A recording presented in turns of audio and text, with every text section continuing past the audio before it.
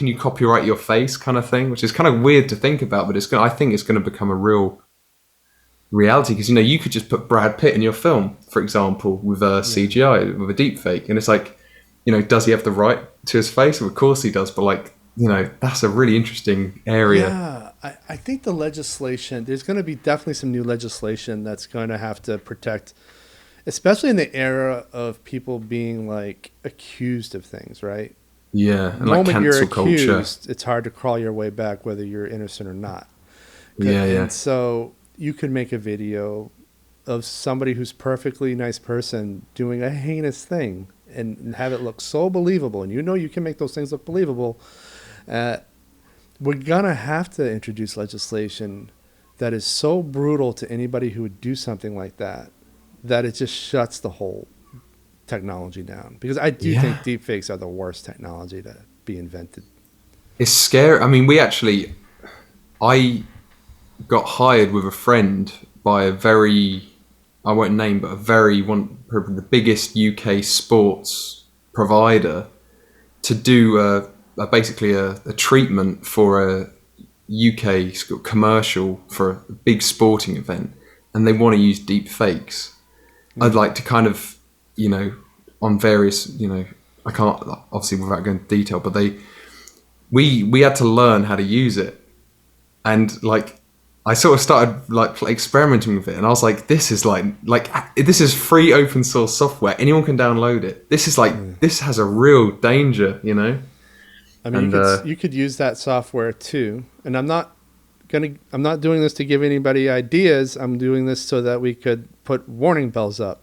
You could start a war. You could get yeah, people murdered. You could break up families. You could end people's careers. It's too powerful of a technology, given that we live in a culture where people don't research whether something's real or not before acting on information or yeah, disinformation. and it's dangerous. I mean, they did a voice deep fake. This really tripped me out. Where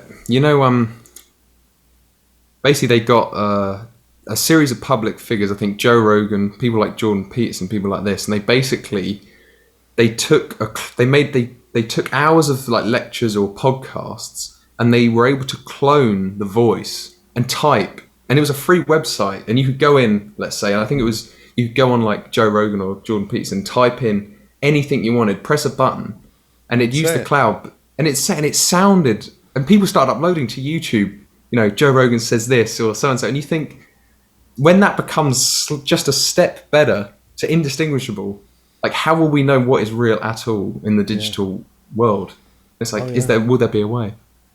That's why we need legislation, and we Definitely. need to make doing stuff like that, the punishment to be so brutal that people will think twice. Because with all the political divisions, I mean, I don't know how it is there, but here, um, we're really struggling not to have a civil outbreak. And it's just like, people are going to use that shit to try and swing elections. Yeah, It's definitely. gonna happen. And the only thing that's going to keep people from considering it seriously is if there's a really bad repercussion for them personally.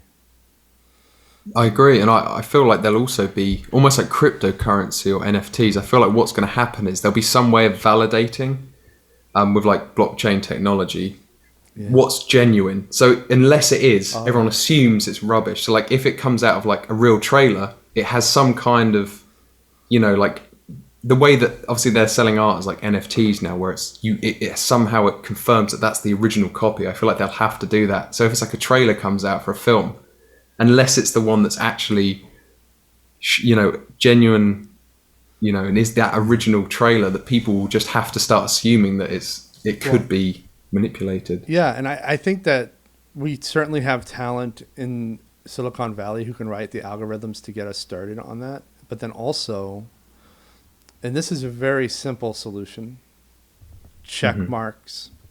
So right now there's a debate going on Twitter because Danny DeVito, he put out a tweet saying that he was in favor of Nabisco workers forming a union. Well, Nabisco advertises on Twitter, and Twitter didn't like that tweet, so they removed Danny DeVito's verification status. So he no longer had a check mark. Oh, And so Twitter's using the check mark or the verified user as a weapon. And what needs to happen is everybody, you and me, who are nowhere near at the status of Danny DeVito when it comes to followers, have to be checkmarked. They have to know that what is being put out there is actually coming from us. yeah. And if it's not, that's the stuff that the algorithm should be filtering out of our feeds, not our own friends' comments. I agree. Danny I agree with DeVito that isn't Danny DeVito for real. Instead, they're using verification as a weapon. It's And true, it's and super weird.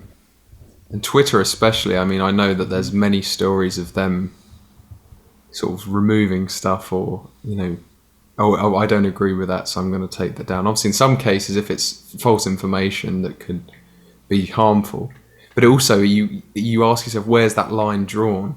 Who draws that line between what gets removed and what stays up? And that's the interesting era we're living in, and that's gonna and I think that's gonna come through. If we're not seeing it already, we're gonna see it in retrospect. A lot of our art is going to reflect that negotiation, because that's the toughest question we're dealing with right now. And even with art, I feel like it's like, where can you draw the line between artistic expression and having to conform out of fear of overstepping a mark somewhere? And, Actually, yeah, I dealt with that question back in 2008 when I was building this.